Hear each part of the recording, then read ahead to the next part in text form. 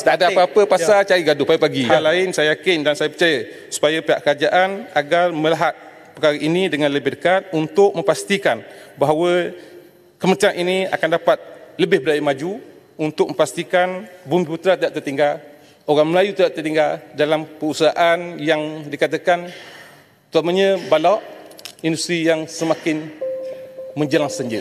Jadi kita berharap apa yang saya nyatakan tersebut dapat lebih perhatian yang sewajarnya untuk pastikan kelestarian kementerian ini akan dapat diteruskan untuk masa-masa yang akan datang. Terima kasih, Ya Ketua. Sekian, wassalamualaikum warahmatullahi wabarakatuh. Terima kasih. Terima kasih Yang Berhormat Hulu Terengganu. Saya jemput Yang Berhormat Paya Besar. Point of order 99. Petua-petua Tuan Yang di-Petua.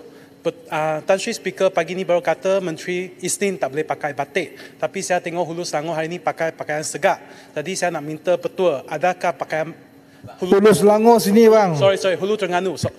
Hulu Terengganu. Tadi saya nak minta sama ada baju ini boleh dipakai sebab saya pun nak beli satu. Ketua kapal ni selalu cari gaduh lah. Sebab kita hanya diberitahu kapal ni selalu cari gaduh. Dan hari Khamis tak ada apa-apa pasal cari gaduh pagi-pagi. Terima kasih, Betul.